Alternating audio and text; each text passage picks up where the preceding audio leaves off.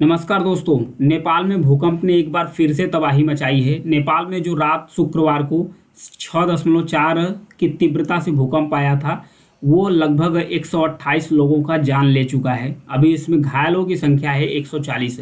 140 से अधिक लोग वहां पर घायल हो गए हैं। सबसे ज़्यादा नेपाल में दो जिलों में तबाही हुई है। एक है जाजरकोट, नेपाल का जाजरकोट, और दूसरा है रुकुम पश्चिम। 92 लोगों को वहाँ पर घायल हुए हैं। जाजरकोट में, रुकुम के पश्चिम में लगभग 36 लोगों को घायल हुए हैं। तो आइए जानते हैं कि नेपाल में बार बार भूकंप आते हैं क्यों, और उसके बाद जो इसका ईपी सेंटर्स यानी जो अधिकेंद्र है वो कहाँ था। यहाँ पर देखिए, जो नेपाल है, नेपाल के अंतर्गत जो जाजरकोट जिला है यहाँ पर भूकंप का था अधिकेंद्र, जिसे बोलते हैं ईपी सेंटर्स। इंग्लिश में बोलेंगे ईपी सेंटर्स और हिंदी में बोलेंगे अधिकेंद्र। अधिकेंद्र तो अधिकेंद्र और ईपी सेंटर्स इसे बोलते हैं, जहां पृथ्वी के सतह पर, ध्यान रखिएगा, पृथ्वी के अंदर जहां भूकंप की उत्पत्ति होती है उसे बोलते हैं भूकंप मूल। उसे क्या बोला जाता है? भूकंप मूल। पृथ्वी के सतह पर जहां सबसे पहले भूकंप को दर्ज किया जाता है उसे बोलते हैं ईपी सेंटर्स या अधिकेंद्र। तो नेपाल के अंतर्गत जो भूकंप का ईपी सेंटर रहा है वो जाजरकोट में रहा है। कहाँ रहा है? जाजरकोट में रहा है। तो आइए देखते हैं कि सबसे पहले भूकंप, बार बार जो नेपाल में भूकंप आते हैं वो आते हैं क्यों हैं। 11:77 बजे आया था शुक्रवार को। 11:77 इसका टाइमिंग था भूकंप का। 2015 के बाद बताया जा रहा है, 2015 के बाद ये सबसे भयानक यानी विनाशकारी भूकंप है।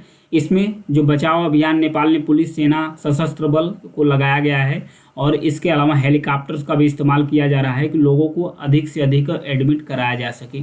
और भी कुछ लोग जो बचे हुए थे घरों में, जिनका घर बचा हुआ है, वो भूकंप से बाहर है, डर कर मारे पूरी रात बाहर रहे।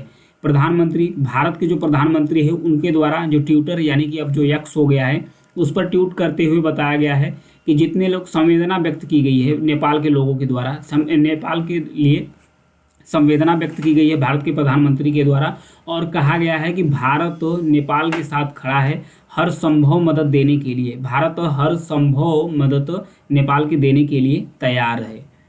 तो आइए जानते हैं कि नेपाल में बार बार भूकंप आते क्यों हैं। यहाँ पर देखिए, सबसे पहले थियरी समझते हैं। यह है ऊपर यूरेशियन प्लेट। कौन सा प्लेट है? Eurasian plate. नीचे है इंडियन प्लेट। जब दोनों प्लेट आपस में एक दूसरे के करीब जाते हैं, यहाँ पर देखिए प्लेट, यह है इंडियन प्लेट, यह है Eurasian plate. Indian plate, Eurasian plate एक दूसरे के करीब जाते हैं तो इंडियन प्लेट यूरेशियन प्लेट के नीचे छेपित होना शुरू कर देता है। जो इंडियन प्लेट है यूरेशियन प्लेट के नीचे छेपित होना शुरू कर देता है। तो यहीं से जो हिमालय है, यहीं से हिमालय की उत्पत्ति भी हुई है। ध्यान रखिएगा, यहीं से हिमालय की उत्पत्ति हुई है, और हर साल जो हिमालय है इसका उत्थान होता रहता है। तो यहाँ पर देखिए, यह है यूरेशियन प्लेट, यह है इंडियन प्लेट। जब दोनों एक दूसरे के करीब आते हैं तो जो इंडियन प्लेट है यूरेशियन प्लेट के नीचे छेपित होना शुरू कर देता है। तो इसी के बगल में है इसी के बगल में है नेपाल। तो नेपाल की जो चट्टानी संरचना है, जैसे ही छेपड़ होना शुरू कर देता है, हिमालय का उत्थान होना शुरू करता है, जो हिमालय है ऊपर उठना शुरू कर देता है। तो जो अगल बगल की चट्टान होती है, जो हिमालय के अगल बगल की चट्टानी संरचना होती है, उसमें टेंशन यानी तनाव होना शुरू कर देता है। तनाव के कारण से जब ये चट्टानी संरचना टूटती है, यानी कि नेपाल का आधा हिस्सा पहाड़ी है, आधा हिस्सा मैदानी है, तो जब ये तनाव होता है चट्टानों में, तो जब चट्टान बिखरना शुरू करती है तो इसी का रीजन होता है भूकंप। तो इसी कारण से नेपाल में बार बार भूकंप आते हैं। हर साल लगभग 5 सेंटीमीटर यूरेशियन प्लेट, ध्यान रखिएगा, हर साल बताया जाता है कि जो 5 सेंटीमीटर है, जो इंडियन प्लेट है यूरेशियन प्लेट के नीचे छेपित होना शुरू कर देता है, यानी उसके नीचे धंसना शुरू कर देता है।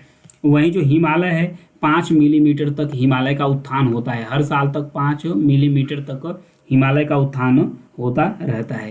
तो यही रीजन है कि जो नेपाल है उसमें बार बार भूकंप आते रहते हैं। मेरी जानकारी अगर पसंद आती है तो चैनल को सब्सक्राइब कीजिएगा, लाइक और शेयर करते रहिए। Thank you.